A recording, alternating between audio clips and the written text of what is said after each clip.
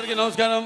ముందుగా ఈ కార్యక్రమానికి విచ్చేసిన ఈ అఖండ తాండవం ప్రీ రిలీజ్ ఈ పండుగకి విచ్చేసిన నా అభిమానులందరికీ అవసరాన్ని జన్మాంతర సౌహృదాన్ని అంటారు.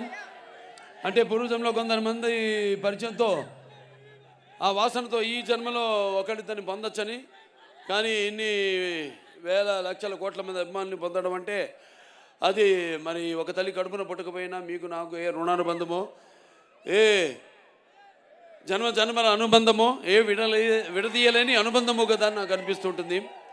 అలాగే నేను ఎప్పుడు అంటుంటాను నా సినిమాల గురించి. ఇప్పుడే బోయపాటి గారు అన్నారు, రక్తానికి జాతి లేదు, రక్తానికి జాతి లేదు, మాంసానికి మతం లేదు, చర్మానికి కులం లేదని. అలాగే ఇవాళ ఈ దైనందిన కార్యకలాపాల్లో పడిపోయి మనిషి అన్నవాడు ఈ యొక్క నిత్యవసర వస్తువులు, అన్నం, నీళ్ళు, మిగతా వాటితో పాటు సినిమాను కూడా ఎంచుకున్నాడు. అటువంటిది ఆ సినిమా ఎలా ఉండాలి అన్నది ఆలోచించాల్సింది మన చలనచిత్ర పరిశ్రమలో పెద్దలు. నాకు చలనచిత్ర పరిశ్రమలో పెద్దలంటే ఒకటే నాకు గుర్తొచ్చేది, నాకు అంటే వాగర్త సంపర్తో వాగర్త పతిపతే జగత పితరం వందే పార్వతీ పరమేశ్వరం, నా గాయత్ర పరమంత్రం నమాతు పరదేవత నా హరే పరతస్త్రాత నానృతాత్ పాతకం పరం యస్మాత్ పార్థివదయ ప్రాదుర్భూతన భక్తి గురుణ సంతున మాంసి సహస్రం తస్మై సర్వజ్ఞమూర్తి పిత్రే అంటే తండ్రి. నాకు సగం శరీరాన్ని ఇచ్చి నాకు ఇంత ధన్యమైన జన్మనిచ్చి మరి మీ అందరి గుండెల్లో ఆయన ప్రతిరూపంగా నిలిపినందుకు దైవాంశ సంభూతుడు, విశ్వానికే నట విశ్వరూపం ఎలా ఉంటుందో చూపించిన యుగ పురుషుడు, నా తండ్రి, నా గురువు, నా దైవం, విశ్వవిఖ్యాత నట సార్వభౌమ నటరత్న కళాప్రపూర్ణ తెలుగుదేశం పార్టీ వ్యవస్థాపకుడు డాక్టర్ పద్మశ్రీ నందమూరి తారక రామారావు గారిని తలుచుకుంటూ, అలాగే నేను అంటుంటాను ఎప్పుడు, నాకున్న జ్ఞాన సంపదలో బ్రాహ్మణుని, ఐశ్వర్యంలో వైశ్యుడిని, మంచికి మాలని మంచిస్తే ఎదురు తిరిగే మాదిగని, కష్టాన్ని నమ్ముకున్న కమ్మరిని, కొమ్మరిని, కంసాలిని, రజకుడిని, నాయ బ్రాహ్మణుని, కలుగిత కార్మికుడిని, కల్మషంలోనేని యాదవుని, ఆపదలాదుకునే వెలవని వ్యక్తిత్వంలో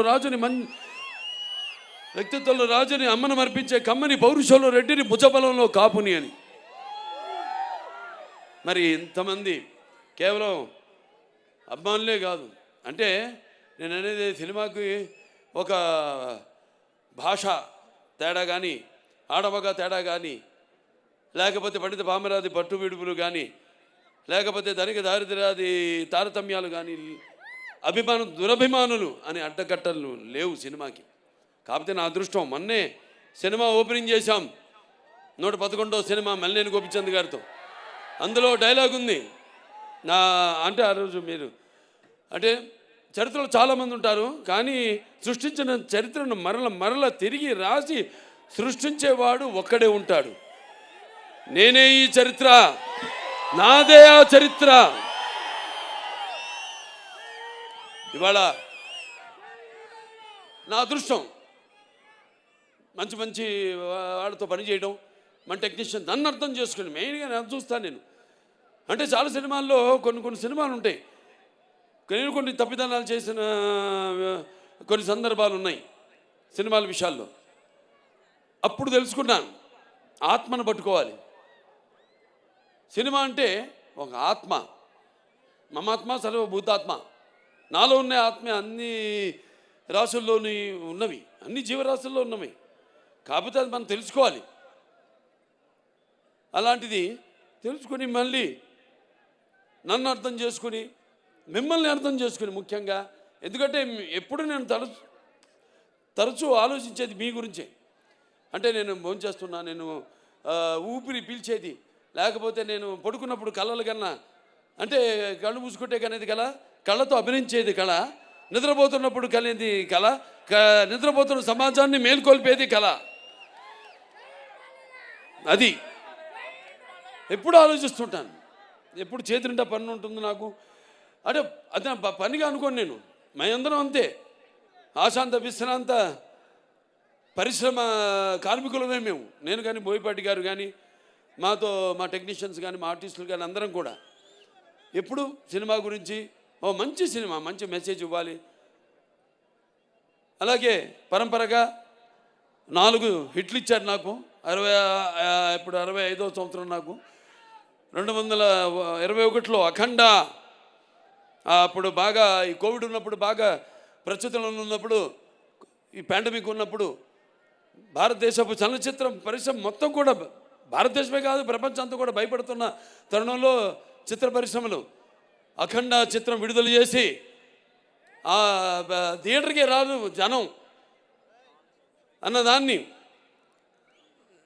దానికి విరుద్ధంగా సినిమాని ఘన విజయం చేసి మంచి సినిమాని మేము ఎప్పుడు ఆదరిస్తాం అని ఆనాడు ఆ విజయాన్ని చేకూర్చున్న నా తెలుగు ప్రజలందరికీ ముఖ్యంగా, ఎందుకంటే నాన్నగారు ఎప్పుడు ముందు ఒక అడుగు ముందు ఆలోచించేవారు. ఆయన ప్రజల కంటే కూడా విజన్ అయింది, విజనరీ ఎప్పుడు. అటువంటిది ఆయన చేసిన ఎన్నో ప్రయోగాలు,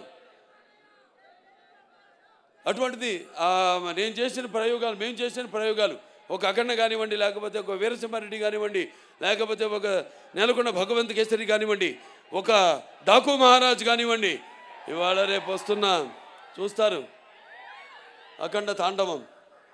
అంటే ఆ మహాశివుడు సాక్షిగా, అలాగే ఆ పార్వతి శక్తి తోడుగా, ఆ గంగామ్మ తల్లి, ఆ గంగా తల్లి యొక్క ఆశీర్వాదంతో చెప్తున్నాను. ఈ రుద్ర తాండవ విన్యాసం నాలో ఆవేశమై, అలాగే ఆ త్రినేత్రుడి యొక్క వీక్షణ దృష్టి నాలో నిక్షిప్తమై, అలాగే ఆ నాగబంధన యొక్క భయంకరమైన క్రోధం నా ఉచ్ఛ్వాస నిశ్వాసాలై, అలాగే ఆయన త్రిశూలం నా ఆయుధానికి శక్తి శౌర్యమై ఎలా ఉంటుందో నా పాత్ర రేపు చూడబోతున్నారు. అంతే చెప్తా ఈ సినిమా గురించి, అంతకంటే నేను చెప్పను. చూస్తారు సినిమా. చెప్పేదంతా మా బోయపేట గారు చెప్పరనుకున్నా, కొంచెం చెప్పేశారు సినిమా గురించి. సో అటువంటిది అఖండ చిత్రం. మరి ఎంతోమంది, ముఖ్యంగా ఈ నా చిత్రానికి మా డైరెక్టర్ గారి గురించి ఇప్పుడు నా గురించి చెప్పరా, అలాగే నేను ఆయన గురించి చెప్పను. ఆయన నా గురించి చెప్పలేదని కాదు, కానీ మేము చెప్పుకోవడానికి ఏముంది, 3 ముక్కలు, ప్యాకెట్లో 3 ముక్కలు, 3 నిమిషాలు మాట్లాడుకుంటాం ఏదైనా సినిమా చేయాలనుకుంటే, అంతే. 4 నిమిషం ఉండదు, 3 నిమిషాలు మాట్లాడుకుంటాం. ఎస్ వీఆర్ గోయింగ్ హెడ్ అనుకుంటాం, వెళ్ళిపోతాం, ఇక దిగిపోతాం ఆ రంగంలోకి, ఆ మహాయజ్ఞంలోకి అంటా నేను. ఎందుకంటే మేము చేసేవన్నీ యాక్టింగ్ అంటే, నటన అంటే, అభినయం అంటే ఏదో నవ్వడమో అరవడమో ఒకళ్ళ కళ్ళల్లో నీళ్లు తెప్పించడమో కాదు. ఆయనకు తెలుసు, నాకు తెలుసు యాక్టింగ్ అంటే ఏంటో, మా వాళ్ళందరూ తెలుసు. ఎందుకంటే మేమంతా కలిసి పనిచేస్తాం కాబట్టి. యాక్టింగ్ అంటే ఇంకో ఆత్మలోకి ప్రవేశిస్తున్నాం మనం, ఆ ఆత్మ అనుభవాలు మనకు తెలీదు, కానీ వెళ్తున్నాం ఆ పాత్రలోకి. నా అదృష్టం ఏంటంటే నేను ఒక పాదరసంలో అంటాడు, ఎందులోకి వెళ్తే అందులోకి, ఏదైనా సరే దేనికైనా ఛాలెంజ్. పాదరసం తెలుసు కదా మీకు, ఎటు వెళ్తే ఆకారం తీసుకుంటుంది. అది ఆ ఆకారం తీసుకునే అదృష్టవంతుడిని నేనని, నాకు ఈ జన్మనిచ్చినందుకు, ఆ పుణ్య దంపతులకు బిడ్డగా పుట్టించినందుకు ఆ భగవంతుడికి, ఆ కళ్ళమ్మ తల్లికి నా ధన్యవాదాలు తెలియజేసుకుంటున్నాను.